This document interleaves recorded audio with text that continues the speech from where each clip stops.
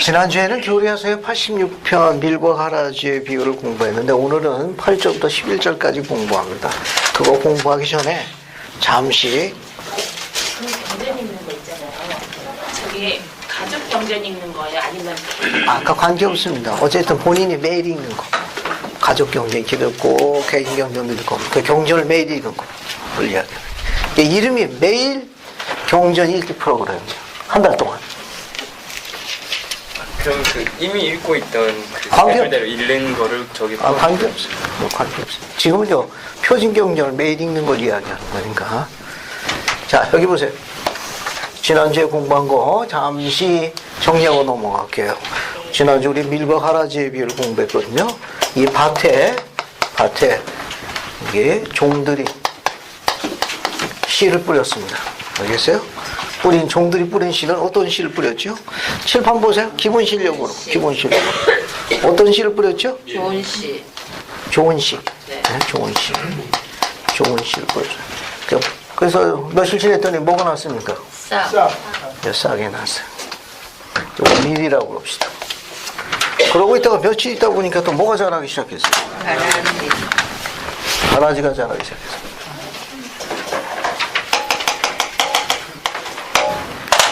이 종들이 주인에게 뭘 요청했습니까? 수수. 뿌린 건 밀인데 뭐가 자라기 시작했습니까? 가라지가 자라기 시작했어요. 그래서 종들은 이 가라지를 어떻게 하기를 원했죠? 뽑게 해달라고 요청했습니다. 그러나 주인은 종들에게 어떻게 지시하셨죠? 가만히 두라. 그렇죠. 가만 두거라. 왜냐하면 가라지 뽑다가 아직 밀이 어떤 상태이기 때문에 연약한 상태이기 때문에 부드러운 상태이기 때문에 밀까지 해야 할까 하노라. 그래서 언제까지 두라고 그랬습니까?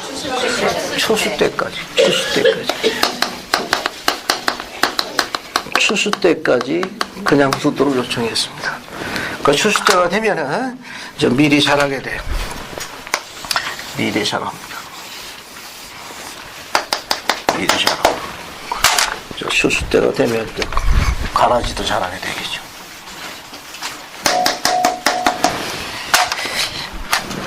이게 싹이 나서 어릴 적에는 거의 구분이 안 된다고 그래요.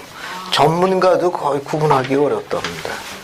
그리고 또 어릴 적에는 싹이 어릴 적에는 요 가라지가 얼마나 치사한지 요 밀뿌리에 붙어가지고 양분을 또 뺀다고 그래요. 그러니까 뽑게 되면은 가라지를 뽑게 되면 밀도 뽑히게 되어 있다고 그래요.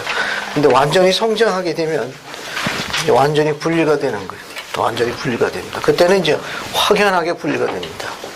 자, 그런데 추수 방법은 어떻게 되어 있죠? 예, 추수꾼들이 합시다. 이제 이 종들을 추수꾼이 나올게.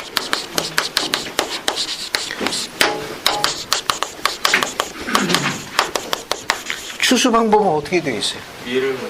그렇죠. 이 밭에서 밀을 거두어 가지고 어디다 갖다 놓습니까? 곡간에 갖다 놓은 겁니다. 내 곡간에 갖다 놓고 이 갖다 두면 남는 건 뭐만 남아요? 밭에 이제 가라지만 남습니다. 이게 남은 가라지를 어떻게 해요? 다발로 묶습니다. 다발로 묶어서 어떻게 하죠? 불사름으로 태워버리는 겁니다. 불사름으로 태워.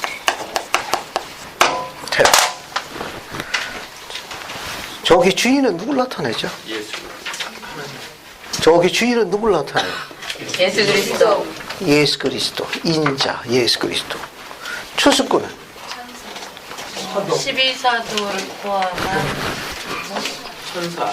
천사. 추수하도록 보내실 받은 하나님의 천사들. 그죠? 자, 그 다음에 밀은 뭘 상징해요? 의인들. 하나님의 왕국의 선한 자들, 의인들. 그죠? 가라지는 악인들, 사악한 자들. 곡간. 곡간 어디를 나타내요? 이건 우리는 성전으로 해석할 수가 있다. 추수 때는 재림. 그리스의 재림 때. 그리스의 재림 때. 그래서 86편을 다시 보세요. 86편 다시 보세요. 자, 86편에 보면 서문에 이 계시가 몇 년에 주어졌죠? 밀과 가라지의 비유 계시가 밀과 가라지의 비유 계시가 몇 년에 주어진 거예요? 1832년에 주어진 겁니다. 그죠? 그래서 2절 보면 거기에 계시로 주어져 있습니다. 그래서 이게 아주 중요해요. 마태복음 13장에 나와 있는 비유보다 훨씬 더 정확한 거예요. 그래서 이 86편 2절 보면 밭은 뭐라고 나와요? 이 밭은 세상에 우리가 살고 있는 지상을 나타내는 거예요. 세상을 나타내고 씨 뿌리는 자는 누구로 나와 있어요? 사도. 씨 뿌리는 자, 씨 뿌리는 자는요? 사도. 씨 뿌리는 자. 씨 뿌리는 자. 우리가 갖고 있는 마태복음에는 누구로 나와 있죠? 13장에는? 네? 마태복음 13장 봐요. 마태복음 13장에 씨 뿌린 자는 누구로 나오나 한번 봅시다. 마태복음 13장 어디를 보시는가 하면은 37절 봐요. 찾았어요? 마태복음 13장 37절. 13장 37절 봐요. 찾았습니까? 네. 거기 뭐라고 나와요? 좋은 씨를 뿌리는 이는 인자요. 그러나 교리가성역 86편 2절에는 누구로 나와요? 사도로 나옵니다. 똑같은 거예요. 알겠어요? 네. 마태복음에 나와 있는 씨 뿌리는 자가 인자, 예수님은 나와 있고 교리가성역 86편 2절에는 누구로 나와 있어요? 사도. 똑같은 겁니다. 왜 똑같아요? 그렇죠. 사도는 누구의 지시에 의해가지고? 예수님의 지시에 의해가지고 실제로 액팅하는 사람들은 사도들입니다. 야, 하등의 해석에 문제가 없습니다. 다시 86편 다시 보세요. 3절. 86편 3절. 그들이 잠들이 할 때 그들은 누구죠? 사도들이 잠드네요. 언제 잠들었습니까? 순교를 나타낸 거예요. 순교. 순교한 후에 그런 말이에요. 순교한 후에. 그래서 이제 뒤로 넘어갑니다. 뒤로 넘어가가지고 거기 보면 원수 곧 사탄이 앉아 다스리는 바벨론이 보라 그 원수 누가? 원수는 누굴 나타내? 이 가라지를 뿌린 거 원수거든요. 사탄을 이야기하는 거예요. 사탄이 뿌렸구나. 사탄이 뭘 뿌렸어요? 가라지를 뿌렸어요. 가라지. 이 가라지에 대해서 마태복음 13장 38절 보면은 마태복음 13장 38절 거기 뭐라고 나와요? 좋은 씨는 천국의 아들들이요 가라지는 뭐라고 되어 있어요? 악한 자의 자녀들이다. 그죠? 여기 있는 밀은 천국의 아들들이니까 거기에 38절에 천국의 아들들이요 그런 거 뭐냐? 의인들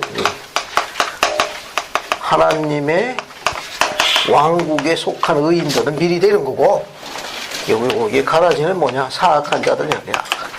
악인들. 사탄의 추종자들. 사탄의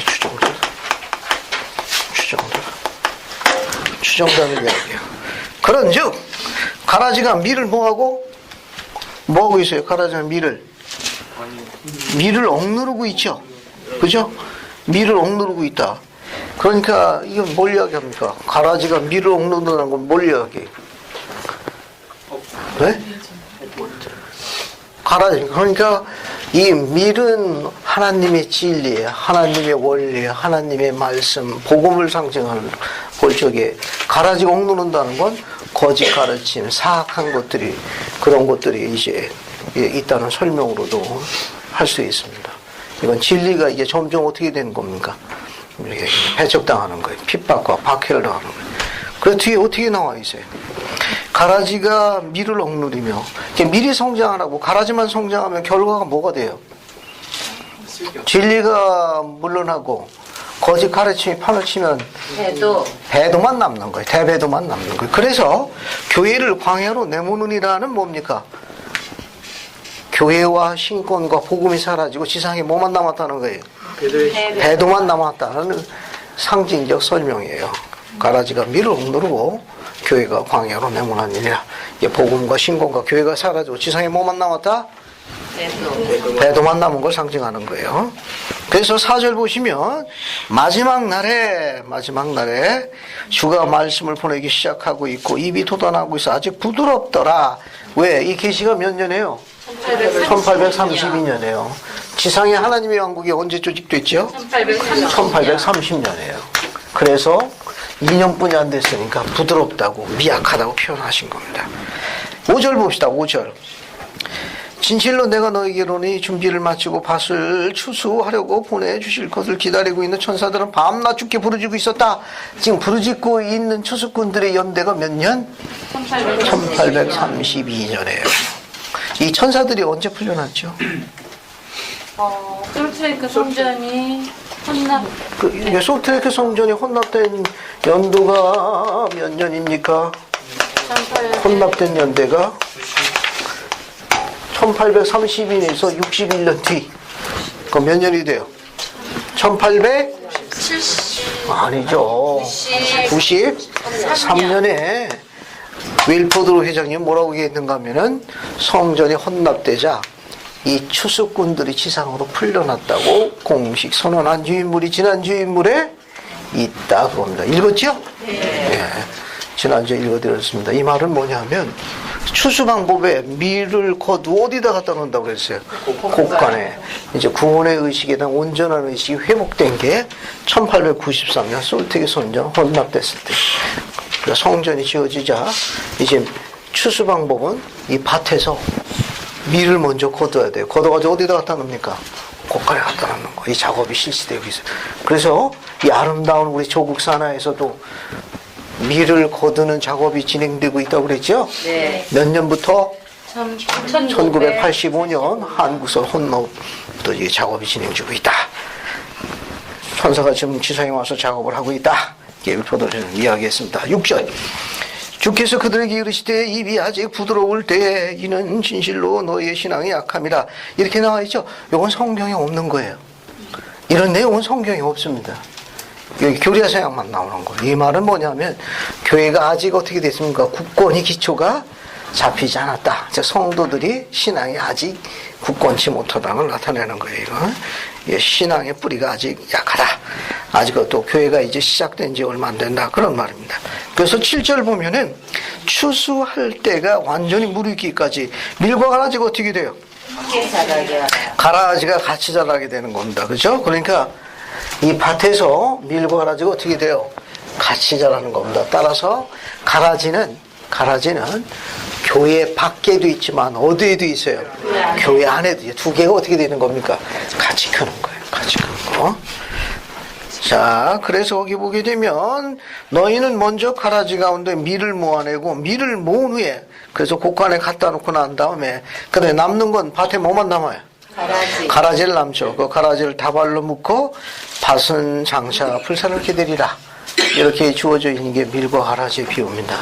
이 밀과 가라지의 비유에서는 우리에게 주님께서 마지막 날에 있어야 할 날 중요한 구원의 사업에 대해서 언급하고 있는 거예요. 이게 언제 이루어지느냐?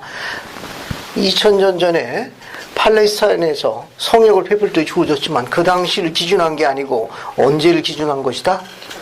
우리 시대를 이야기한 거예요. 왜? 추수 때에 밀과 가라지의 작업이 이루어지는 거예요. 그때가 아니고 우리 때. 그래서 중요한 겁니다.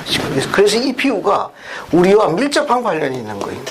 그러니까 밀이 걸러져서 곡간에 갖다 넣는 작업이 이루어지면 어느 때가 되는 겁니까?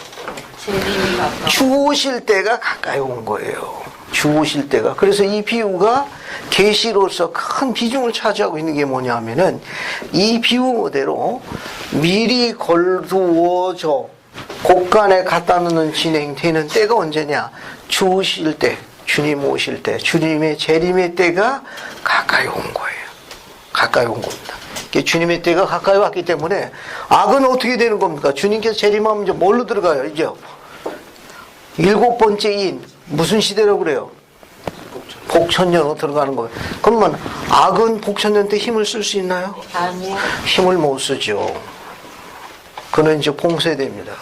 그래서 이게 마지막 때니까 악으로부터 쟤는 어때요? 시간이 많이 남았나요?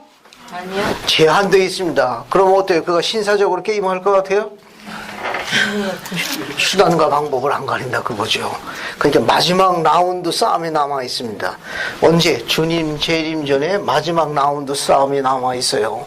이 불과 같은 불사론과 같은 이런 큰 인류 최대, 인류의 가장 큰 이 끔찍한 대전쟁이 기다리고 있습니다. 그 계시의 설명은 87편에도 약간 나와요. 87편에도. 그 전쟁은 무슨 전쟁이라죠? 맞아 들어가는 거. 아마겟돈의 전쟁이라고 합니다. 이 아마겟돈의 전쟁은 시작과 발발이 어디서 된다고 계시되어 있죠? 중동, 이스라엘입니다. 계시에 보면은 몇만의 군대가 인류의 몇 분의 1을 죽인다고 계시되어 있습니까? 요한계시록에. 요한 당시엔 그 숫자가 없어가지고 2만만이라고 했어요. 2만에다 만을 곱하면 수가 얼마나 돼요? 2억의 마병대, 악마의 군대가 인류의 몇 분의 1을 죽인다고 그랬습니다. 3분의 1을 죽이는 끔찍한 환란이 아마겟돈의 전쟁입니다. 우리 악사같이 오래 살아야 돼요. 그죠? 왜냐하면 계시의 말씀을 이야기 되면 의인은 그 환란에도 보존되는 걸로 선한 약속이 주어져 있습니다. 뭐 추후 공부할 내용이고, 지금 이 말은 뭐냐면, 자, 이게 마지막 때가 되니까 악은 태초부터 지금까지 그 군대가 얼마나 많아요. 마지막 최후의 더 결전, 마지막 싸움에서 승리하기 위해서 악은 태초부터 지금까지 철저히 훌륭한 사악한 군대 최정예병을 투입하고 있습니다. 그러면 총 세우는 걸 우리 주님께서는 어떤 병사를 준비하고 있죠? 우리도 우리도 어떻게 해야 돼요? 최정예 최정예 병사들을 그 전쟁에 투입해야 합니다. 그죠? 왜냐하면 승리하기 위해서. 따라서 이 밀과 가라지의 비유에 주어진 8절부터 11절까지는 마지막 전쟁에 승리하시기 위해서 주님께서 밀을 거두어 곳간했는 시기를부터 그걸 기점을 해가지고 주님께서는 하나님 안에 그리스도 안에 감춰온 자들을 지상으로 보내기 시작했다는 계시가 8절부터 11절까지예요.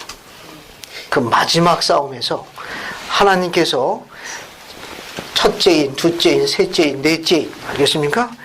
요한계시록에 보면 7째인이 나와요. 첫째인은 에녹의 시대라고 그러고, 둘째인은 노아의 시대라고 그러고, 셋째인은 이제 아브라함서부터 쭉 해가지고 이제 뭡니까? 모세, 이제 요셉, 뭐 이렇게 쭉 그런 시대로 연결이 돼요.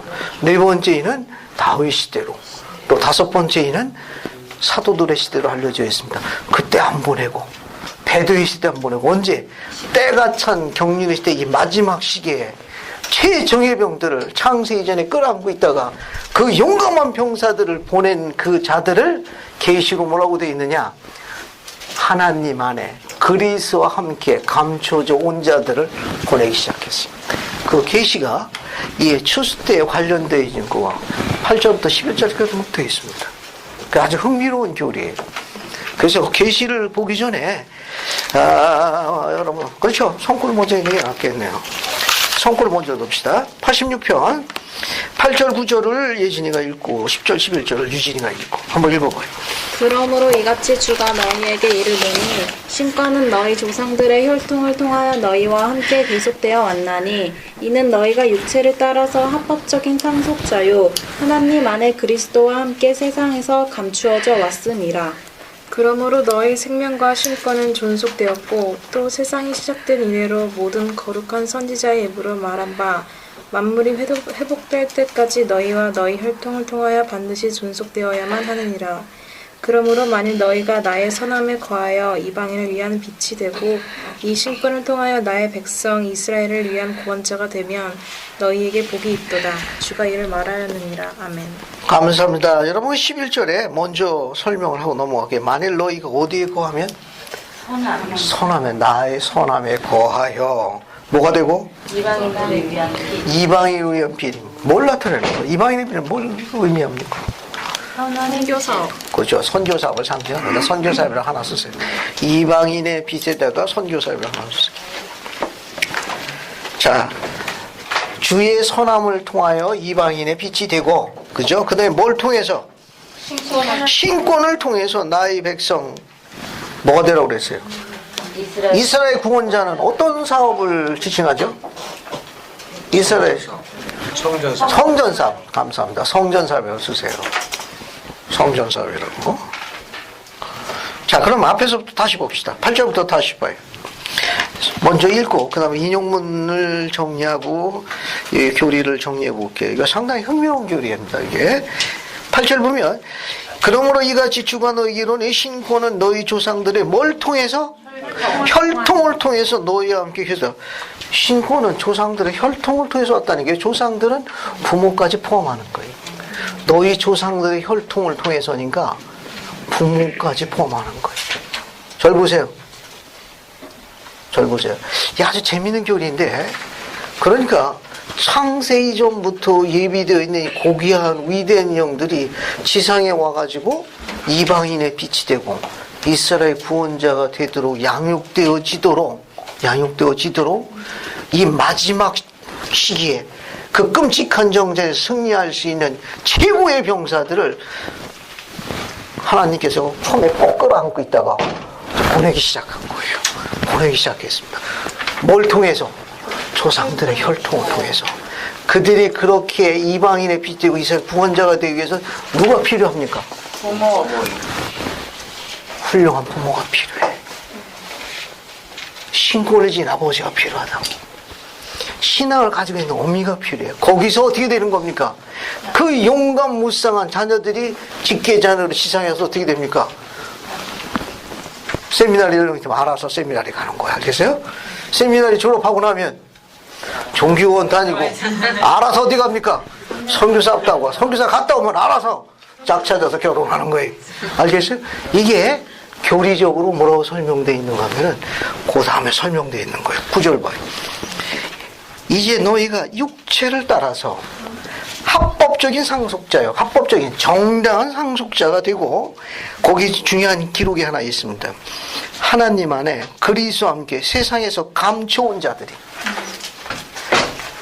하나님 안에 여기 나와 있는 대로 그리스도와 함께 감춰져 온 자들이 부모의 혈통, 조상의 혈통을 통해 가지고 지상에 오기 시작한 거예요. 이 말은 뭐냐면, 잠깐 절 보세요. 세상에 남자가 수없이 많이 있죠. 네. 그 수많은 남자가 다 신권을 갖고 있나요? 아니요. 어떤 남자가 신권을 갖고 있습니까? 합당한 남자. 합당한 남자. 유진이는 착한 남자. 여기는 예진이는 좋은 남자. 다 만든 거예요. 합당한 남자가 신권을 받습니다. 그 갖는 이 신권을 갖는 이것은 혈통이라는 조상들의 의로움에 대한 예임에 따라 주어지는 거예요. 지금은 이제 그런 시기입니다. 진짜 이런 시기가 도래한 거예요. 그래서 우리들이 신권을 지고 있는 나비와 신앙을 진 어미에게 태어난 직계의 자녀들은 예임의 교리에 따라 가지고 고귀하며 위대한 영으로 창세전에 별도로 분류됐다가 그곳에도 뭐가 있었어요? 천국에서도 전쟁이 있었습니다. 그 전쟁에서 용감하게 싸운 병사야. 치사하게 숨어가지고 구경만 한 방관한 병사들이 아니라고, 거기서 용감무쌍하게 싸운 병사들입니다. 그냥 뭐 팔이 짧지만 그래도 열심히 돌 던지고 했던 거예요. 알겠어요? 그래도 어떻습니까? 행주치마에다 돌 가지고 열심히 날렸어요. 그때 어때요? 서로 선생님 수고했어요. 고마워요. 그 지상에 와가지고 또 어떻게 인연이 될지 아무도 몰라. 알겠어요? 주님은 그런 자들을, 용감무쌍한 고귀한 위대한 자들을 창세 이전에 미리 하신 지식에 따라 별도로 분류하셔가지고 하나님 안에 그리스도와 함께 감춰뒀다가 의로운 조상들의 부모의 혈통을 따라가서 지상에 보낸 겁니다. 그 자녀들이 예임의 교리에 따라 신권을 소유하는 거예요. 그래서 그들이 이방인의 빛이 되고 이스라엘 구원자로서 대를 물리는 겁니다. 이거 안 그러면 불가능해.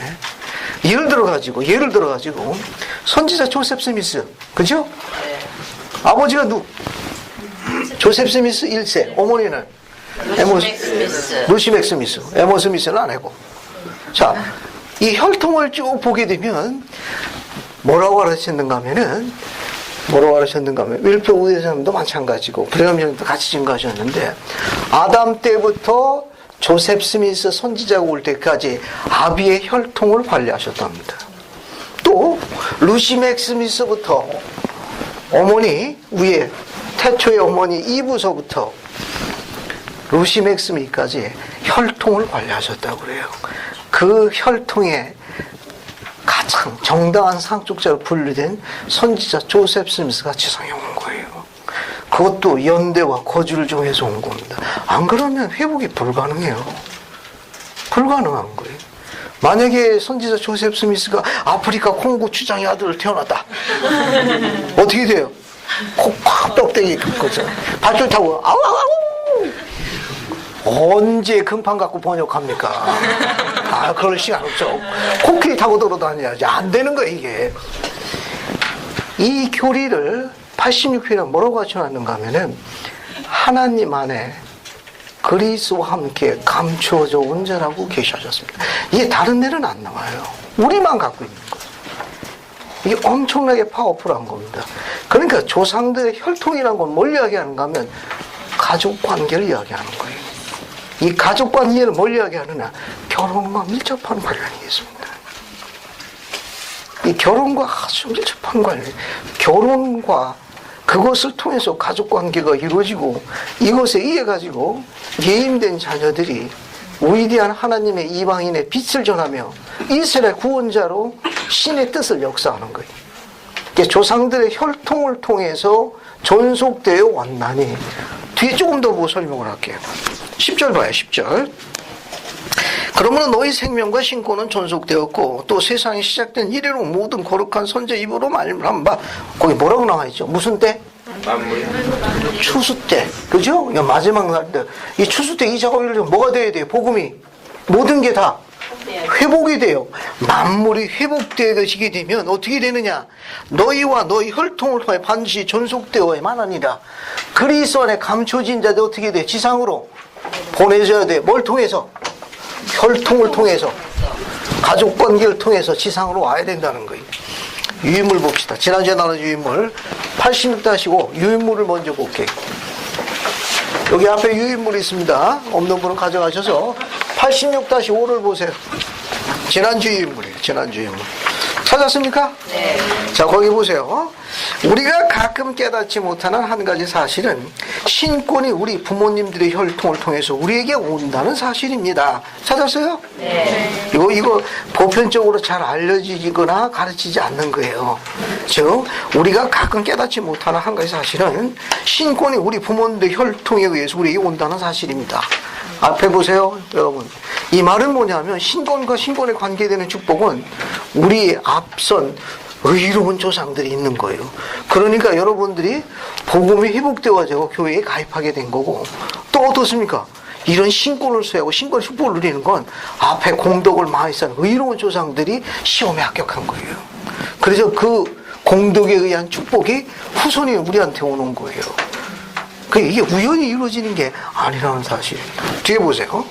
주님께서 이것을 다음과 같이 설명하셨습니다.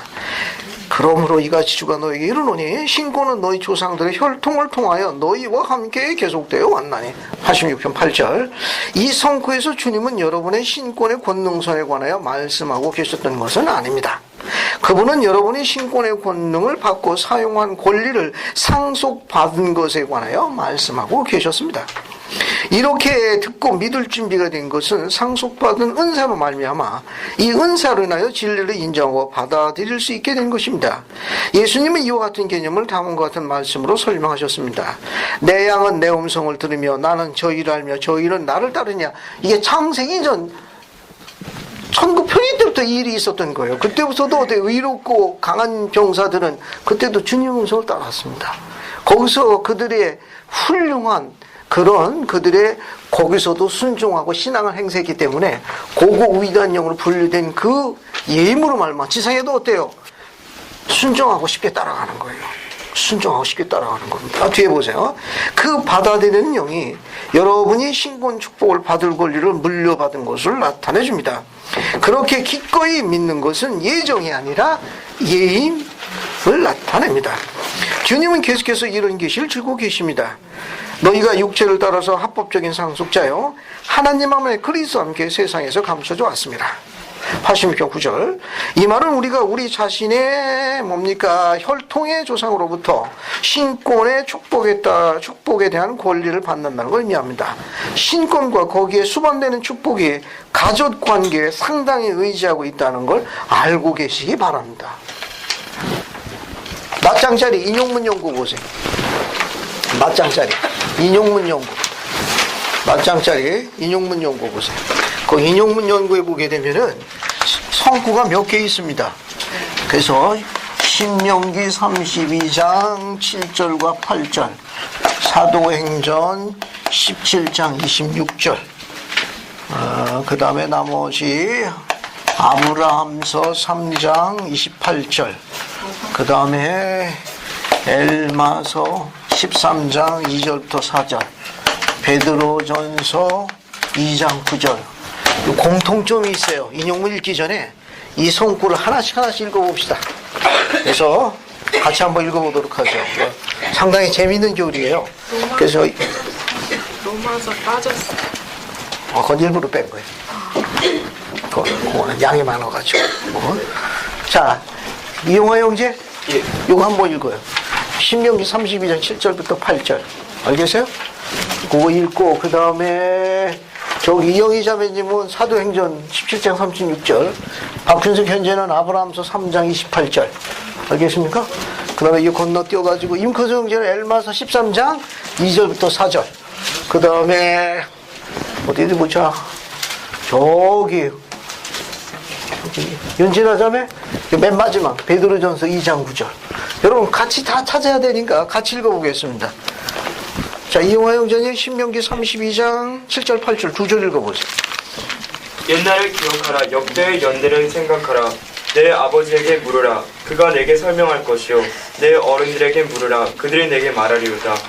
지극히 높으신 자가 민족들에게 기업을 주실 때, 인종을 나누실 때 이스라엘 자손의 수요대로 백성들의 경계를 정하셨도다. 감사합니다. 거기 보세요. 8절에 지극히 높으신 자가 열국에 기업을 주실 때에 또 인종을 분정하실 때 어떻게 분정하셨답니까? 이스라엘의 자손의 수요대로 민족들의 경계를 정했다는 거예요. 그러니까 인종을 분정하셔가지고 인종을 나눠가지고 지상에 보낼 적에 이스라엘 백성의 수를 미리 예임하사 경계를 정해가지고 보냈다는 거예요. 신명기 이렇게 나와 있습니다. 사도 바울은 더 정확하게 이야기했어요.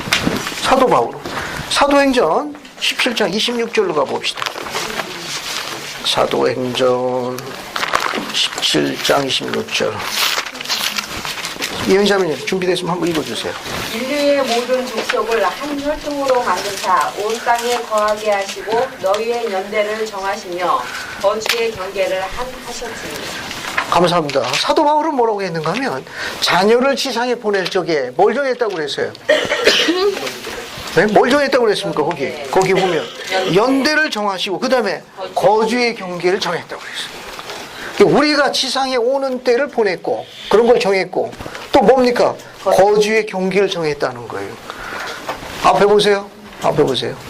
여러분들은 니파이 큰오빠 때 안 온 거예요. 알겠어요? 큰오빠 때 와서 얼마나 재밌어. 학원 안 다니고 배만 만들면 돼. 물고기 잡으러 다니면 되고. 그죠? 활동을 좋아하는 형제들 같은 경우는 모르나의 형님이 또 못해요. 신나지. 꿰뚫었느니라. 그죠?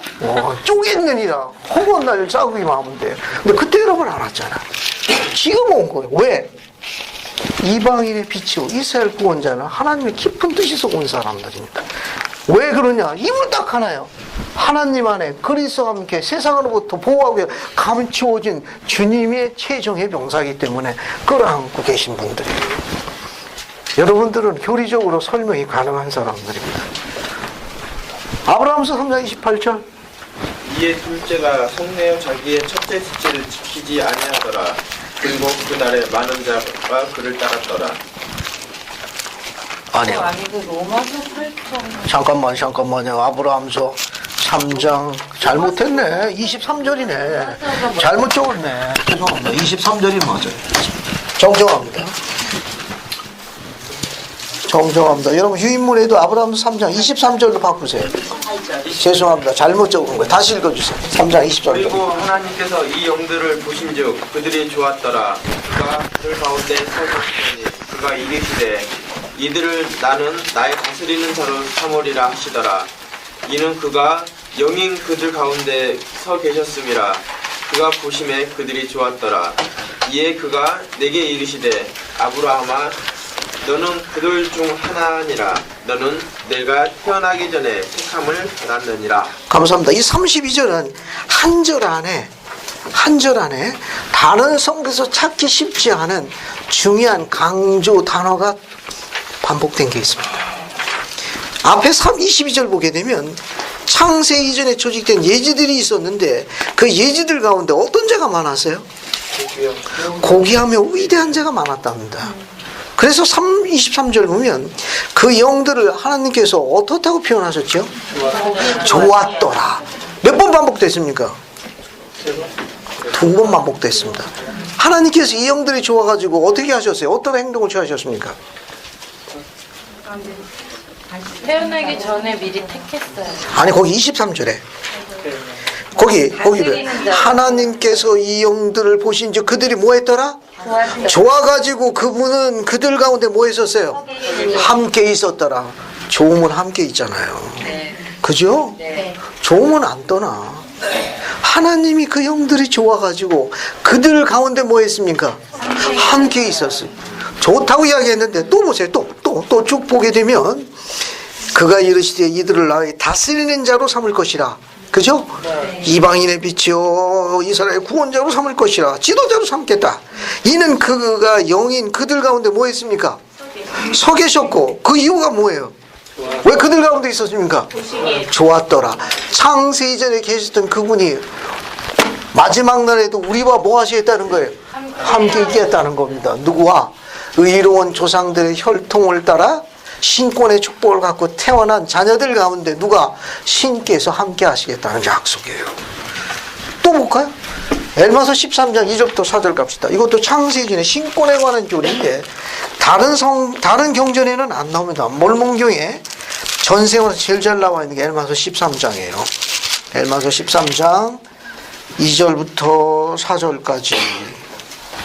잉크스 형제님 한번 읽어봐요. 또 그 제사들이 그의 아들의 반차를 따라 성임된 방식은 그로써 백성들이 어떠한 방식으로 그의 아들을 고대하며 구속을 받아야 할지 알게 하려는 것이었느니라. 이에 이것이 그들이 성임된 방식이니라. 처음에는 선이나 악을 택하도록 버려둔 바 되었으나 그들의 지극한 신앙과 선행으로 말미암아 하나님의 미리하심을 쫓아 세상의 기초가 놓여진 때로부터 부름을 받고 예비되었나니 그러므로 그들이 선을 택하고 나서 심히 큰 신앙을 행사함으로 거룩한 부름 곧 그러한 자들을 위한 예비적인 구속을 따라 이와 같이 예비된 저 거룩한 부름으로 부름 받은 것이라. 또 이리하여 그들은 그 신앙으로 말미암아 이 거룩한 부름에 부름을 받았으나 한편 다른 이들은 그 마음의 완악함과 그 생각의 눈먼으로 인하여 하나님의 영을 거절하고 자하였나니 일이 아니었다면 그들은 그들의 형제들과 똑같이 큰 특권을 얻었을 것이니라. 감사합니다. 이 말은 뭐냐면 예정이 아니라 뭐라는 거예요? 예임이라는 거예요. 자, 하나 더 볼게요. 베드로전서 2장 9절. 베드로전서 2장 9절 누가 읽기로 했죠? 윤진아 자매. 같이 보세요 여러분. 베드로전서 2장 9절 같이 찾아보겠습니다. 자, 읽어주세요. 일어나 너희는 택하신 족속이요 왕같은 제사장들이요 거룩한 나라요 그의 소유가 된 백성이니 이는 너희를 어두운 데서 불러내어 그의 기이한 빛에 들어가게 하신 이의 아름다운 덕을 선포하게 하려 하신다. 감사합니다. 거기 베드로는 뭐라고 이야기했습니까? 여기서 택하신 족속이요. 그 다음에 뭐라고 되어 있어요? 왕같은 제사장이요. 왕같은 제사장이요. 그 다음에 거룩한 나라요. 거룩한 나라요. 또 뭐가 되어 있어요? 그의 소유된 백성이. 고유된 소유된 백성. 누굴 이야기하는지 여러분 인용문 연구를 보세요. 여기 몇 장짜리 된 거. 낮장 차려봅시다. 찾았습니까? 네. 디어도 M. 버튼 장로님이 1975년 연차대 때 보고하신 내용인데 아주 특별하고도 아름다운 교리입니다. 여러분이 여기 이 자리에 와 있다는 건 우연이 아니에요. 여기 와 있다는 건 창세전에 하나님께서 함께 있었습니다. 그리고 좋았다고 2번이나 고백을 받은 분들이 여기 와 있는 거예요. 어때요? 2번씩이나 좋아한다고 고백받으면 어떻습니까? 좋아요. 그죠? 고래도 춤추게 한다고 그러지 않습니까? 그죠? 이 내용 한번 이렇게 잘 보세요. 주님께서 하나님 안에 그리스도와 함께 세상에서 감춰져 왔음이라고 표현하신 것은 무엇을 의미합니까? 그분은 구원의 계획에 따라 여러분이 이 세상에서 특별한 사명을 수행하기 위해 정해진 시간과 장소에 태어나도록 하늘에서 예비되어 있었다는 걸 의미합니다. 세상의 창조가 처음 계획된 이래로 영원하신 하나님 아버지께서는 후일에 사탄이 필사적으로 움직일 것을 아셨습니다. 예수 그리스도의 재림이 가까우면서 사탄은 하나님의 사업을 파괴하기 위해 그의 능력이 허락하는 한 모든 일을 다 하고 있습니다. 그는 구원의 계획을 파괴하기 위해 그가 생각해낼 수 있는 모든 방법을 다 동원합니다. 그는 세상에서 피와 공포로 날뜁니다. 그러나 하나님께서는 사탄의 후일에 그러한 일을 시도할 것이라는 걸 아시고 그러한 도전에 대비하기 위해 계획을 수립하셨습니다. 하나님께서는 이 날들 후에 그의 가장 용감한 아들과 딸들을 예비해 두셨습니다. 그분은 우리 시대를 위해 전세에서 행동으로 보아 목자의 음성을 듣고 예수 그리스도의 복음을 받아들일 자로 알고 있었던 입증되고 믿을 수 있는 자녀들을 감추어 두셨습니다. 그분은 그들이 신권을 받기에 합당하게 될 것이며 성신권을 사용하여 사탄의 파괴를 제한하고 하나님께서 인간을 구원 후에 계획하신 사업을 완수할 수 있게 할 것이라는 걸 아셨습니다. 그러므로 아론 신권을 수한 청남 여러분은 이 지상에 태어나기로 되어 있었던 가장 훌륭한 사람들입니다. 여러분은 택함 받은 세대요 왕같은 신권 소유자들입니다. 베드로가 언급한 바와 같이 너희는 택하신 족속이요 왕같은 제사장들이요 거룩한 나라요 그의 소유가 된 백성이니 이는 너희를 어두운 가운데 불러내어 그의 기이한 빛에 들어가게 하시니 아름다운 덕을 선포하게 하려 하심이라. 맨 마지막 거 잘 보세요. 이와 같이 조상들의 의로운 혈통을 통해서 태어나는 이 권리를 생득권이라 합니다. 이와 같은 생득권이 가능하게 된 것은 여러분에게는 어떤 세대에게도 주어진 적이 없는 가장 훌륭한 아버지와 어머니를 신께서 허락하셨기 때문에 그 혈통을 이어서 지상에 오게 된 고귀하며 위대한 영들입니다. 따라서 신권을 소유하고 있는 아비의 혈통을 따라 믿음을 지니고 있는 어미의 혈통을 따라 직계자녀로 지상에 온 여러분들은 대단히 용감한 위대한 영들입니다. 창세전에 큰 이 천국전쟁이 있었을 적에 마귀는 이 기억을 가지고 지상에 왔기 때문에 그 싸움에서 누가 자기에게 가장 치명적인 결과를 준 용감한 병사였는지 그는 알고 있다는 사실입니다. 주님께서도 같은 방법으로 이 마지막 병사들을 지상에 보내서 그분의 재림 때에 에녹의 시대 때 승전했던 그 승전보를 마지막 라운드에서 승리하시기 위해 가장 용감한 병사들을 감추 두셨다가 혈통에 따라 지상에 보낸 용감한 병사가 바로 여러분들은 지금까지 태초부터 지금까지 한 번도 허락된 일이 없는 신권과 신권의 축복을 충만하게 주어지는 독특한 시기에 태어났습니다. 지금 시기처럼 이런 신권의 축복이 주어진 시기가 없었어요. 그래서 주님께서는 이 고귀하며 특별한 영들이 마지막 싸움에서 승리를 장식하여 그리스도의 왕국을 건설하도록 이 특별한 하나님의 용감한 아들과 딸들을 그리스도 안에 감추어 두셨다가 만물의 회복됨에 따라 지상에 보내기 시작하셨습니다.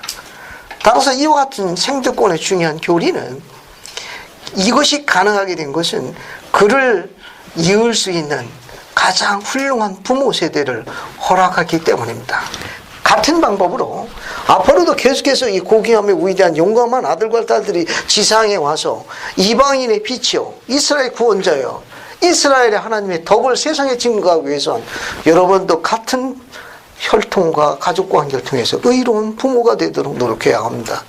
그러면 점점 크고 위대한 용사들이 지상에 와가지고 이 역사를 이루어지게 될 거예요. 아주 굉장히 아름다운 교리입니다. 그러니까 세상에 속했지만 세상에 속하지 않도록 성약 가운데 생활하고 순전한 마음으로 심신을 단련하며 교회에서 가르친 듯 생활하는 게 왜 중요한가 하면은 의로운 조상의 혈통에 분류되기 때문에 그렇습니다. 그로 인해 가지고 어떻게 되느냐, 창세기에 예임된 크고 위대한 영들이 여러분의 직계자녀로서 태어나서 여러분을 기쁘게 하고 영광을 전능하신 주님께 돌리기 시작하는 거예요. 그 밑에 있는 교리도 하나 봅시다. 여기 작은 인용문 2개가 있는데 밑에 거 보면 고든비 힝클리 회장님이 2004년에 하신 말씀이에요. 그것 한번 읽어볼게요. 여러분이 한 소녀를 구한다면 여러 세대를 구원하는 것 같습니다. 그녀는 힘과 의로움 가운데 성장할 것입니다. 그녀는 주님의 집에서 결혼할 것입니다. 자녀에게 진리의 길을 가르칠 겁니다. 자신의 길을 갈 것이며 그와 같이 자신의 자녀에게 가르칠 것입니다. 훌륭한 할머니들이 격려하기에 그곳에 있을 겁니다. 요 할아버지가 빠졌어요.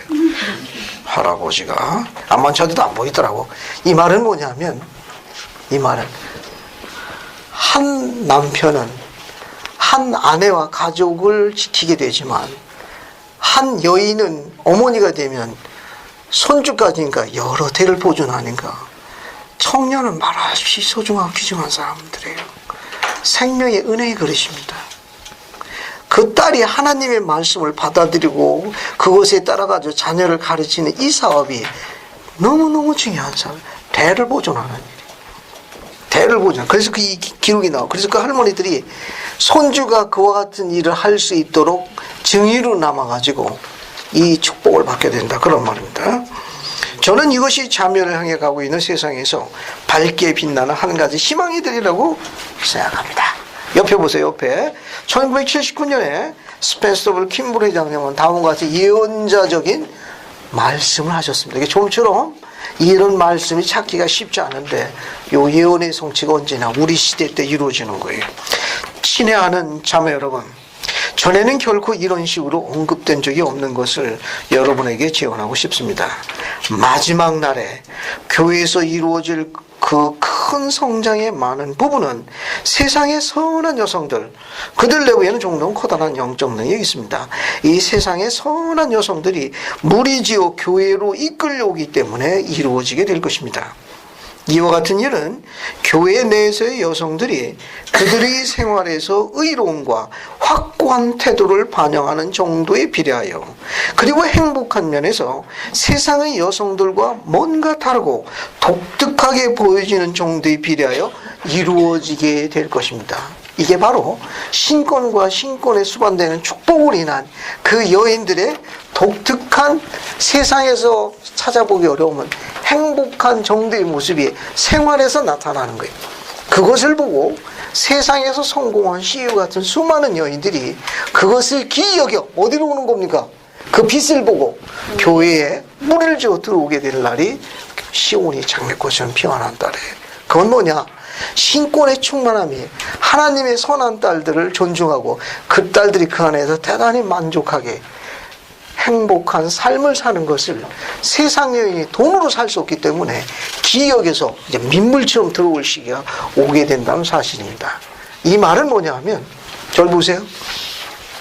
부모, 우리 세대보다도 우리 자녀의 자녀 세대들은 훨씬 더 아름답게 산다는 축복을 이야기하는 거예요. 그러니까 지금 현재 부모 세대보다도 우리 자녀, 우리의 자자손 그 자녀들은 훨씬 더 풍성하고 아름답고 행복한 가족관계를 누릴 수 있다는 걸 시사하는 말입니다. 따라서 악은 그것을 파괴하기 위해서 어떻게 한다는 거예요? 온갖 수단과 방법을 추구할 겁니다. 이 약속을 의심하지 마십시오. 그러니까 하나님의 딸들이 무엇보다도 하나님의 말씀을 잡는 일이 중요합니다. 예임에 따라 가지고 이런 축복을 받을 수 있는 건, 내 양은 내 음성을 알고 나도 그들을 알며 그들도 나를 알리라는 말씀은 창세기 전부터 있었던 거예요. 그런 축복을 갖고 딸들이 다 지상에 오는 거예요. 와가지고 차이점 딱 하나예요. 누가 그를 용감하게 잡느냐. 그 위에 따라가지고 그 여인이 거룩한 여인의 됨에 따라 그 여인 옆에는 누가 서 있게 되는 거예요? 거룩한 남자가 대를 이어서 서 있는 거예요. 할머니가 서 있다는 뭐냐 하면은 생전에는 남편이 서 있고 그 다음에 누가 옆에 서 있어요? 거룩한 남편이 서 있고 그 다음에는 거룩한 아들 쓰고 그 다음에는 거룩한 손주도 쓰니까 투자해볼 만한 펀드예요. 이거 조금 더 의심하지 마세요.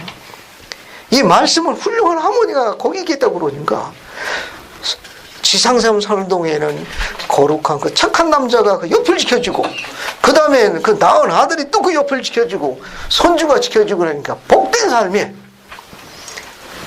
비결은 하나입니다. 말씀을 잡는 일이. 그 딸이 말씀을 잡으면 신께서도 그 딸에게 눈길을 떼지 않으시고 예임의 교리에 따라 그리스도에 감추어진 그 아들과 딸들을 계속해서 지상으로 보내기 시작하는 거예요. 익사이팅할 거예요. 좀처럼 잘 가르치지 않는 가르침이지만 이 교리가 굉장히 아름다운 걸 전합니다. 제게는 이녀의 자녀가 있습니다. 한 번도 생각해 본 일이 없고 한 번도 그에 대해서 그려본 일이 없는 청소년 시기가 복음을 통해서 소망을 갖게 됐습니다. 지금은 하나하나가 다 기적 같은 일입니다. 다 감사하고 내게는 힘과 용기와 존재의 가치를 주는 가장 중요한 자원들입니다. 슬퍼하고 기뻐하고 힘들어하는 그 모든 과정들이 내게는 즐거운 지상사의 존재의 연속들입니다. 다 기적과 같은 거예요. 주님은 그 아들의 딸의 자자 손손들 이와 더 충만하고 아름답고 행복한 것을 감춰 두셨다고 약속하신 거예요. 그들은 훨씬 더 익사이팅한 경험을 할 겁니다. 어떤 부모 세대도 누리지 못하는 충만한 사랑과 그런 특권을 향하게 될 거예요. 왜? 그래서 그런 부모를 예비하셔서 길을 예비하신 겁니다. 그래서 세상에 어찌 저런 빚을 내느냐고 기이 여겨 수많은 딸들이 어떻게 됩니까? 이제 때를 지어서 들어오게 되면 시온이 장미꽃처럼 피어나게 되는 거예요. 여러분 여기 결코 우연히 온 게 아닙니다. 이 교리는 86편에 밀과 가라지의 추수때 비유와 맞물려 가지고 만물이 회복될 때 너희와 너희 조상을 통하여 특히 혈통을 통하여 반드시 존속되어야 한다는 걸 주님께서 계시로서 선포했습니다. 그러니까 이 자리에 와 있는 청소년들이나 또 이 지상에 와 있는 후기 성도의 청소년들이나 청년이와 같은 분들은 결코 창세전에 그 의로움이 증거된 합당한 자녀들입니다. 그 자녀들에겐 이방의 빛이요 이스라엘 구원자가 되어 여러분의 부모와 조상들의 그와 같은 공덕에 대한 것을 하나님께 영광을 돌릴 수 있는 특별한 증인으로 지상에 온 고귀한 영들이고 용감한 병사들입니다. 따라서 악은 여러분을 너무 잘 알아. 그 악이 여러분들이 뭐 할 때 제일 기뻐하죠? 아무것도 안 하면 제일 좋아해. 기도도 안 하고 경전도 안 읽고 종기권도 안 하고 꼼짝도 안 하면 잘하고 있거든. 너무 잘하고 있어. 아시겠습니까? 적과의 동치면 용감하게 이거요. 자, 이런 계시의 말씀이 86편이 그리고 이제 87편으로 넘어갑니다. 이 87편은 전쟁에 관한 계시입니다. 자, 교대하세요. 87편 보세요. 87편은 1832년에 주어졌는데 1832년에 남북전쟁이 터진 게 몇 년이에요? 1861년입니다. 1861년에 남북전쟁이 발발해요. 남북전쟁이 발발합니다. 주어진 계시는 몇 년에 주어졌는가 하면 87편이 1832년에 주어졌습니다.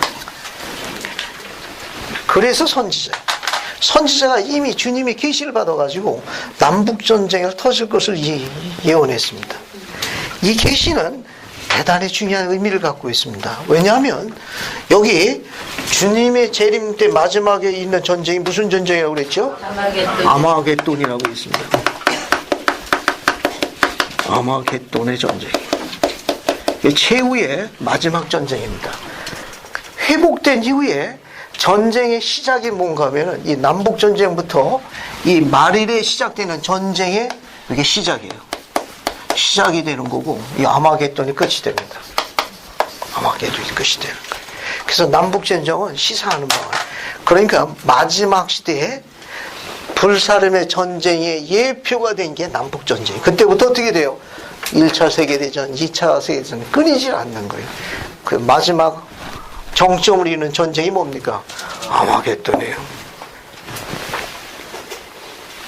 영과 육을 통틀어 최초의 전쟁은 언제 시작됐죠? 영과 육을 통틀어가지고 천국전쟁부터 시작된 거예요. 알겠어요? 천국전부터 시작돼가지고 현세에서 마지막 어디서 끝나는 겁니까? 아마겟돈에서 끝나는 거예요. 현대전에 회복의 시대에 시작된 전쟁의 시작은 어디다? 남북전쟁이에요. 한번 보세요. 87편 1절을 봅시다. 87편 1절을 보시면은, 그 설명을 먼저 하고 하죠.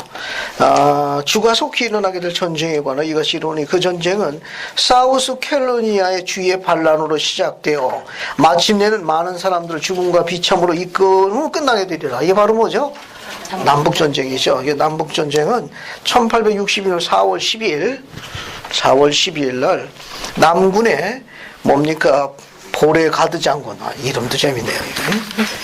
자, 여러분 유인물 87-1을 보세요. 유인물 87-1 봤습니까? 올라가는 유인물이에요.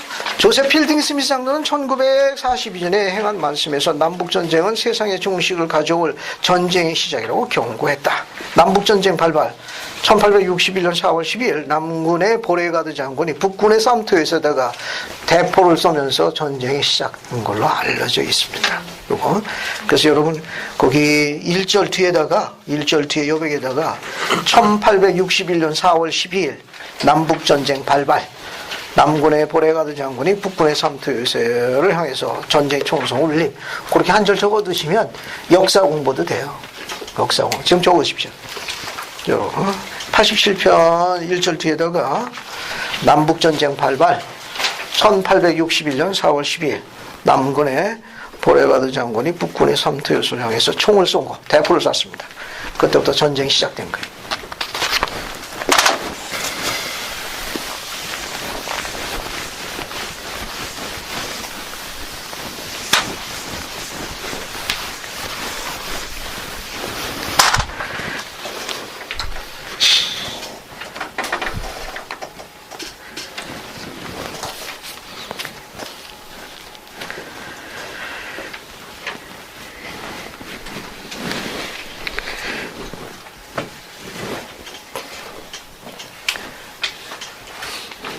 남북전쟁은 1860년 4월 12일 날 발발했습니다.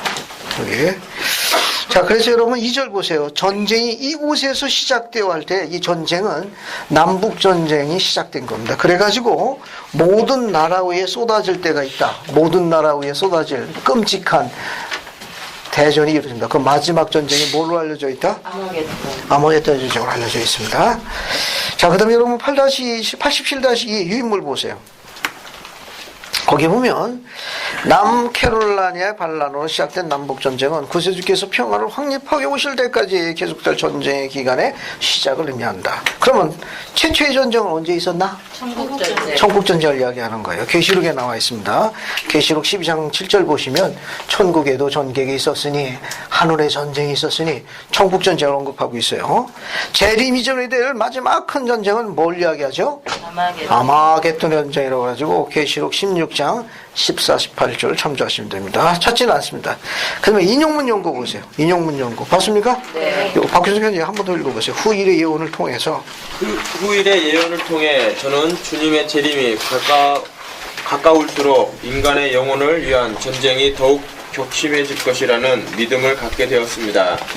다가올 도전에 대해 자신과 가족을 준비하기 위해서는 두려움을 신앙으로 대체할 것이 요구됩니다. 우리를 적대하고 위협하는 적에 대한 두려움을 극복할 수 있어야 합니다. 주님께서는 다음과 같이 말씀하셨습니다. 적은 무리여 무서워 말라. 선을 행하라. 땅과 지옥이 연합하여 너희를 대적하게 하라. 이는 만일 너희가 나의 반석 위에 세워져 있을진데 그들이 이기지 못할 것임이니라. 감사합니다. 앞으로 가면 갈수록 전쟁과 전쟁의 소문은 어떻게 된다는 겁니까? 극에 달한다는 거예요. 그렇다 하더라도 뭐라고 되겠습니까? 무서워 말라. 적은 무려. 우리 수가 적거든. 우리 수가 적거든요. 적은 무려 무서워 말라. 두려워 말라. 뭐 하라고 그랬어요? 선을 행하라. 땅과 지옥이 연합하여 너희를 대적하게 하게 하거라. 만일 너희가 나의 반석에 세워져 있으면 그들이 결코 이기지 못할 것이라. 내가 너희와 함께하니 걱정하지 말라 라고 약속하신 겁니다. 그 밑에 거 읽어보겠습니다. 러시아, 중국. 윤상 감독님과 한번 읽어보세요. 러시아, 중국. 러시아, 중국, 한국, 시리아, 이스라엘, 이집트, 아라비아, 레바논 등은 모두 지금 어떤 형태로든 긴장 상태가 계속되고 있습니다. 그 결과가 어떻게 될지는 모르겠습니다. 물론 우리는 계시로부터 언젠가는 어떤 지역에서 큰 전쟁이 일어나리라는 것을 알 수 있고 또한 실제로 알고 있습니다. 그 지역은 특히 곧 이스라엘이 될 것입니다. 감사합니다. 계시록에 보게 되면 이 시작과 발발이 이스라엘 중동으로 알려져 있습니다. 이거요. 흥미로운 또 선지자의 계시가 하나 있는데 1972년 8월 대회 때 당시의 선지자 스펜서 킴볼 회장님이 한국에 오셨어요. 그 장축체육관에서 모임을 했는데 제가 그때 개종해 가서 처음 참석했습니다. 제가 오메 선지자가 나하고 비슷하더라고. 그 앞에서 앉으면 하는데 개종하고 나서 이제 선교사가 선지자가 오니까 무조건 가야 된대. 그래서 갔다가 장축체육관 가서 왔는데 어떻게라도 오는지 아주 그냥 혼났습니다. 이제 킴볼 회장이 그때 처음 뵀어요. 킴볼.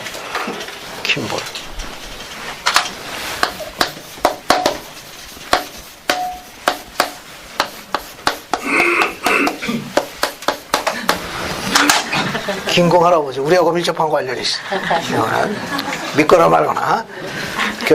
이 킴볼 회장님께서 우리 말로 번역하면 김공 선지자께서 예언을 하셨어요. 1975년에 뭘 예언하셨는가?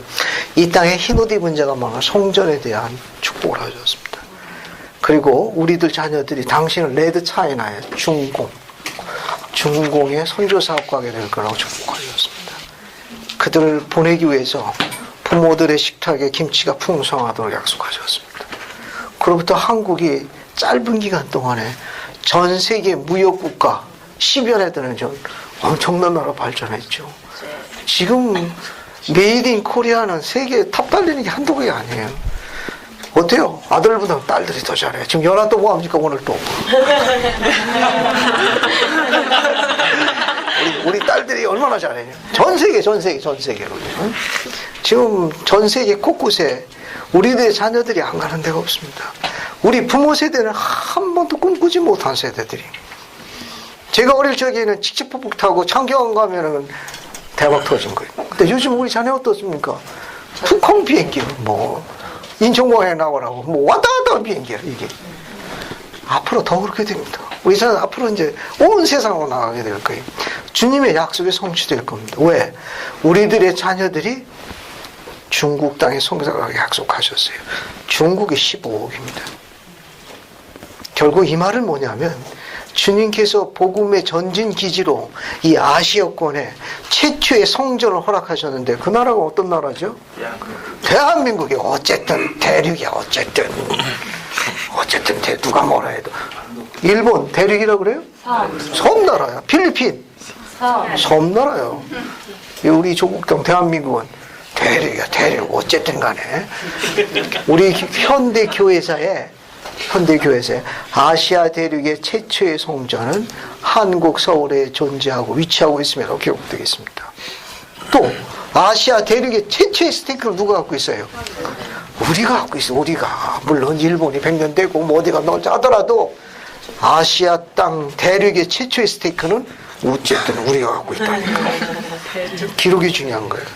우리 땅은 독특합니다. 우리는 침략한 기록이 없어. 갔다가 섬에서 되돌아왔지. 알겠어요? 우리는 다른 땅 침략하고 우리는 선한 이스라엘의 독특한 영적인 백성들입니다. 다른 나라와 달리 이 회복된 복음의 씨앗이 다른 나라는 그냥 아시아권에 들어갔지만 우리는 피로 임봉돼서 싹튼 나라가 우리 대한민국이에요. 우리는 후기 성도의 의로운 혈통을 따른 젊은이들이 이 땅에서 피로 인봉해가지고 복음이 싹튼 독특한 나라입니다. 악이 싫어할 수밖에 없고 악이 그 부모와 자녀들을 표적으로 삼을 수밖에 없는 유일한 나라가 이 대한민국이에요. 이 나라는 이미 오래전에 타고르라는 시인이 아름다운 시를 하나 썼죠. 때가 되면 어떻습니까? 동방의 빛. 그렇죠. 동방하면 어떤 나라가? 대한민국. 대한민국. 그죠? 그 조용한 아침의 나라가 이제 온 세상에 동방의 등불이 될 그 길이 다 글로 통할 거라고 약속했습니다. 지금 그렇게 되고 있잖아요. 이 말은 뭐냐면은 중국은 이권과 관련있는 나라입니다. 민족성이 그래. 거기는 수지타산이 맞아야 되는 나라예요. 한국이 전 세계의 무역량과 이것이 지금 탑을 달리기 시작하니까 이게 계산은 나오는 거예요. 중국도 볼 적에 이게 한국이 이익을 가져두는 나라가 되면은 통일이 가까워지는 겁니다. 통일이 가까워지는 말은 악이 부모와 우리 자녀들을 쉽게 포기 안 할 거예요. 안 그러면 그 빗장에 풀리게 되면 인류의 60억 인구 가운데 4분의 1을 차지하고는 15억에게 복음이 전파되기 시작하는 거예요. 이거는 굉장히 파워풀한 거예요. 악이 쉽게 포기 안 할 겁니다. 여러분이 왜 말씀을 잡는 게 중요한지 이해하시겠어요? 왜 매일 경전 프로그램을 하는 게 중요한지 이해하시겠습니까? 그러면 주님께서 나머지는 다 축복하시는 거예요. 좀 다 축복하시는 겁니다. 자, 또 계속해서 볼게요. 계속 손글을 또 봅시다. 3절 보세요. 3절 보면 80절 한번 다시 말하면 보라 남부의 여러 주는 북부 여러 주를 대적하여 나눌 것이요. 이게 남북전쟁이 그렇게 된 거 아닙니까? 그죠? 그 다음에 남부의 여러 주는 다른 나라 소위 대영제국이라는 나라에게 도움을 청하죠. 동맹을 맺어갖고 싸우지 않습니까? 반면에 그들도 즉 대영제국이라는 나라도 다른 나라부터 자신을 방어하려고 다른 나라에게 도움을 청하리니 그렇게 되어 있죠? 네. 여러분 이제 남북전쟁을 보게 되면은 이 남부의 여러 주들이 동맹을 맺습니다. 대영제국, 불란서, 네덜란드, 벨기에, 기타 등등 해가지고 이제 북부라고 싸우게 됩니다.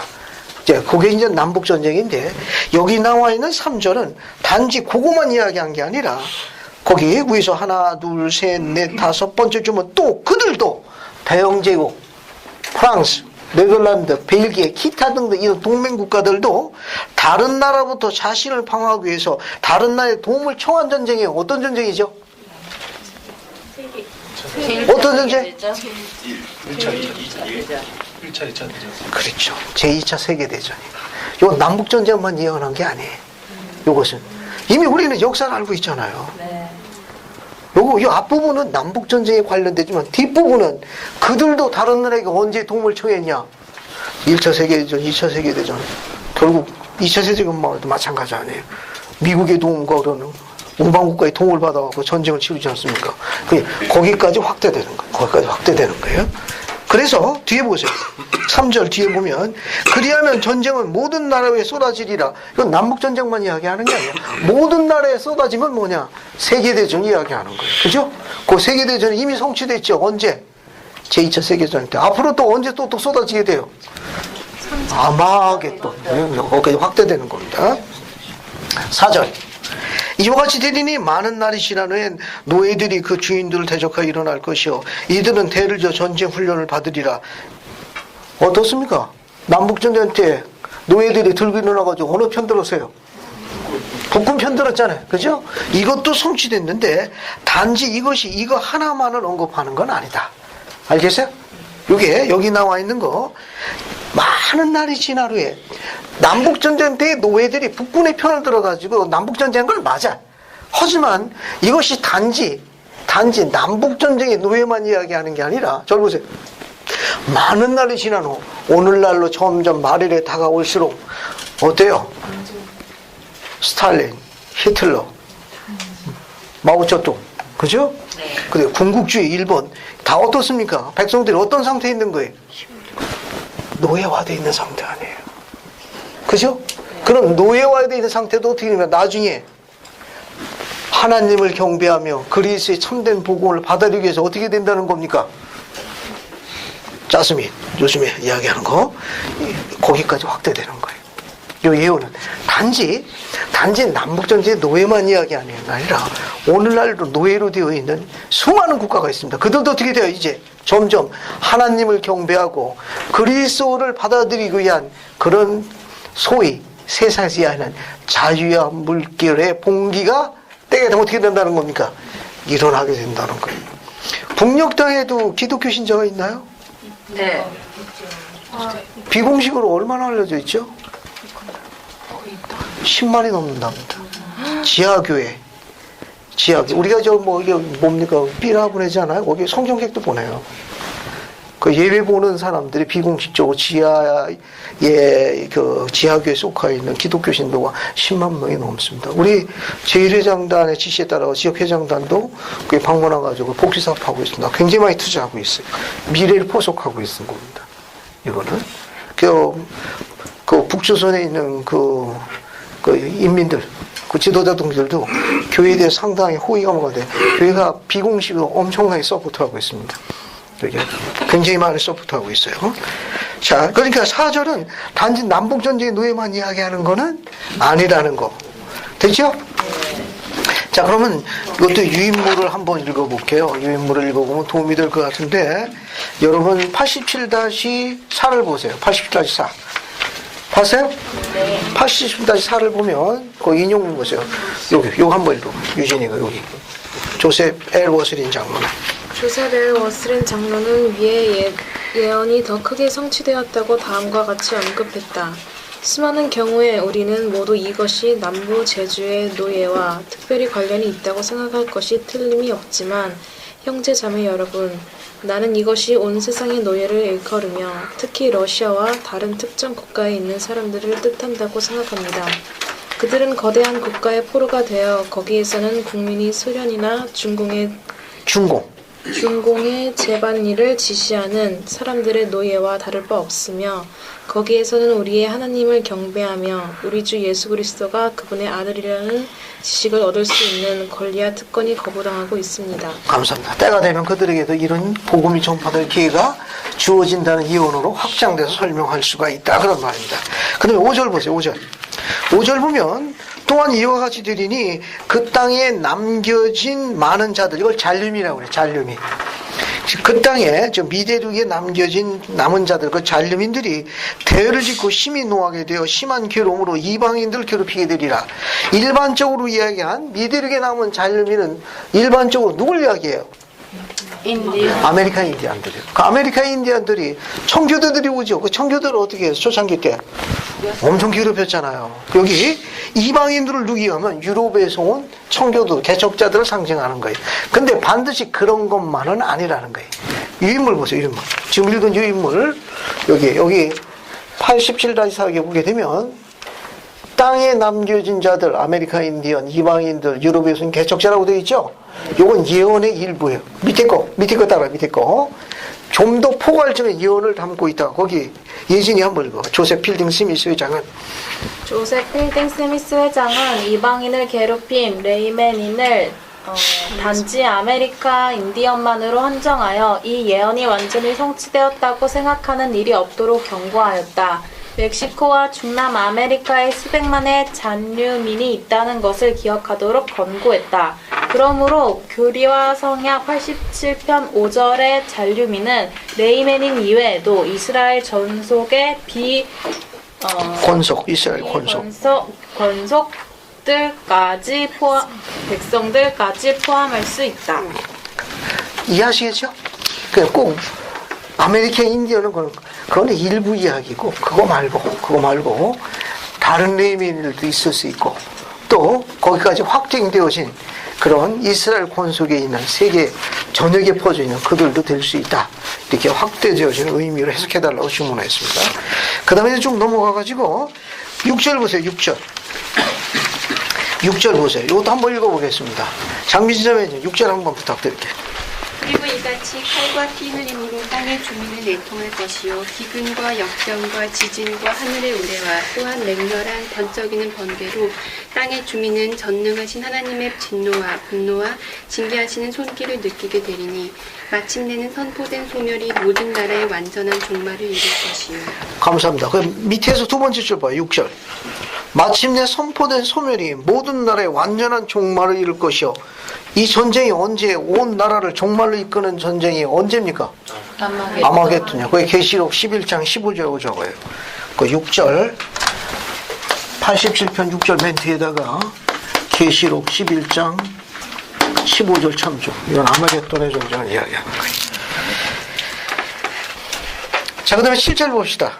7절 보면 밑에서 두 번째를 보면 뭐가 나와요? 거기 87편 7절 보면 사바오스의 주님이라고 나오죠? 네. 사바오스의 주님. 여러분 유인물의 설명이 나오니까 두 번째 장을 보세요. 87-6 거기 보세요. 찾았어요? 네. 거기 보면 이 영문이 어떻게 되는가 하면은 덜로 오브 그 다음에 뭡니까? 사바오스. 사바오스. A자가 빠졌네. 사바오스. 됐죠? 실판 보세요. 요 단어가 어디 나와 있는가 하면은 로마서 9장 29절하고 야고보서 5장 4절 한번 찾아볼게요. 로마서 9장 29절 보세요. 로마서 9장 29절. 로마서 9장 29절 보세요. 로마서 9장 29절. 그러면 두 번째 줄에 어떤 호칭이 나오나 찾아봐요. 그럼 뭐가 나옵니까? 만군의 주. 로마서 9장 29절에 만군의 주라는 호칭이 나오죠? 그 다음에 야고보서 5장 4절 갑시다. 야고보서 5장 4절. 야고보서 5장 4절. 5장 4절. 자, 거기도 맨 밑에 줄에 뭐가 나와요? 뭐가 나옵니까? 거기도 뭐가 나와요? 만군의 주. 그죠? 앞에 보세요. 영문이 똑같아. The law of, 이게 사바오사는 요 영문이 똑같아요. 번역은 뭘로 돼 있어요? 성경이 번역이 뭘로 돼 있다? 만군의 주로 돼 있어요. 칠판 보세요. 요 사바오스라는 요 단어가 히브리에서 왔는데 이건 호스트라는 뜻을 쓴 거예요. 호스트스. 무리라는 뜻이에요. 무리. 대군. 그런 뜻입니다. 무리, 대군이래요. 그래서 이걸 바꿔 쓰면은 law of hosts 이렇게 써도 돼. 똑같은 표현이. 사바오스 주님이라고 직역했는데 번역하면 이렇게 쓸 수 있어요. 뭘로?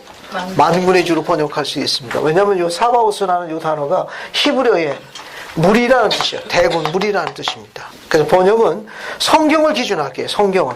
그래서 천군의 무리에서 천군의 주라고 우리 교재는 번역됐는데 성경에 만군의 주로 통일되어 있으니까 이 단어로 통일하는 게 더 나을 것 같아요. 만군의 주. 천군의 주라는 단어는 성경에 안 나옵니다. 근데 번역상으로는 돼요. 천군의 군대는 번역이 되는데 무리의 군대로. 근데 성경에 로마서 9장 29절이나 야고보서 5장 4절에는 만군의 주 나오니까 뭐로 번역한다? 만군의 주로 번역해 줬습니다. 단어가 똑같아. 왜냐하면 이 사바오스라는 뜻이 히브리어의 무리, 대군을 나타내는 거예요. 무리, 대군. 자, 그 다음에 유인물 계속 보세요. 유인물 80-6을 보시면 사바오스 뜻은 뭐를 나타낸다? 무리를 뜻하는 히브리어. 무리 옆에다가 대군이라고 하나 더 적으세요. 대군. 같은 뜻이에요. 무리, 대군. 호스티스. 영어로는 똑같은 뜻이에요. 이 사바오스라는 뜻이 그 세 가지 뜻으로 쓰일 수가 있어요. 이스라엘 및 다른 국가의 군대를 일컬을 때. 두 번째는 장막에서 의식을 수행한 제사장을 일컬을 때. 세 번째는 하나님의 백성을 나타내기도 하고 하늘의 별을 일컬기도 한다. 그러니까 일반적으로 제일 많이 쓰는 건 이거 하나만 기억하면 돼요. 무리, 대군. 그래서 사바오스의 주님은 성경에서 뭐라고 번역되어 있다? 만군의 주로. 밑에 있는 거 천군의 주를 지우고 만군의 주라고 쓰고 성구를 두 개 적어요. 만군의 주라고 적고 로마서 9장 29절 야고보서 5장 4절 이렇게 적어보세요. 그래서 번역을 통일하는 게 좋아요. 번역을 통일하는 게. 이 천군의 주는 이제 우리 교재에 나와 있는 번역인데 성경을 기준해가지고 만군의 주로 통일하는 게 좋습니다. 이 뜻은 전능하신 주님 그런 뜻입니다. 만군의 주라는 것. 모든 주권을 지니고 있는 만군의 주님이라는 뜻이 있어요. 그다음 이제 마지막 설명 87편 8절 봅시다. 자, 그런즉 너희는 뭐가 이르기 전에 주의 날에 이르기까지 어떻게 하라고 그랬습니까? 거룩한 곳에 서서 움직이지 말라는 거예요. 거룩한 곳에 서서 움직이지 말라. 움직이지 말라. 그죠? 거룩한 곳에 서서 뭐라고 그랬어요? 꼼짝 말고 있으라는, 꼼짝 말고 있으라는 거예요. 어디에? 거룩한 곳에, 거룩한 곳에, 거룩한 곳에 서서 움직이지 말라. 그죠? 자, 여러분 유인물 봅시다. 유인물 87-7을 보세요. 봤습니까? 이 쓰다는 건 뭡니까? 스탠드. 똑바로 서라. 똑바로 서라. 어디에? holy places. 거룩한 거예요. 그 다음에 뭐라고 그랬어요? 움직이지 말라고 그랬어요. 여러분 유인물 보면 움직이지 말라 뭐라고 돼 있어요? 왔다 갔다 하구나. 가지 말라는 길에 자꾸 떨어가고 떨어져 나가지 말라. 됐어요? 네. 움직이지 말라는 건 이게 흔들리거나 금지된 길을 떨어지지 말라 그런 말이에요. 그러면 이 거룩한 곳은 어디를 나타내느냐는 거예요. 거룩한 곳은 어디가 거룩한 곳입니까? 거기 헤를비리 회장님의 재원상이 나와 있어요. 유인물에 한번 봅시다. 거룩한 곳은 사람이 어디에 사는가 보다는 어떻게 살아가는가에 더 깊은 관련이 있다. 그러니까 장소의 문제가 아니라 뭡니까? 상태의 문제예요. 상태.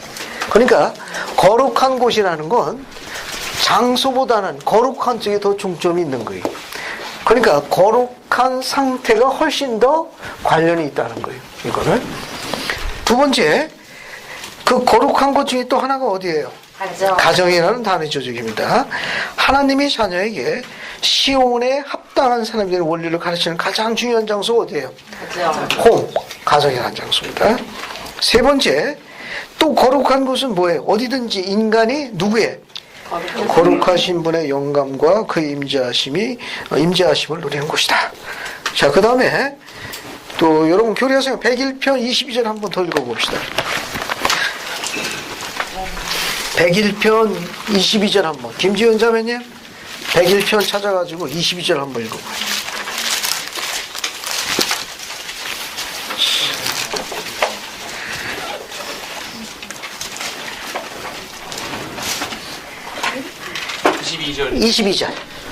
보라 나의 뜻은 이러하니 이분 나의 이름을 부르며 나의 영원한 복음에 따라 나를 경배하는 자들은 다 함께 집합하여 거룩한 곳에 서서. 감사합니다. 거기 보면 101편 22절에 보라 나의 뜻은 이러하니 곧 나의 이름을 부르며 나의 영원한 복음에 따라 나를 경배하는 자들은 다 어디에 함께 집합하여? 거룩한 곳에서 서 있어라.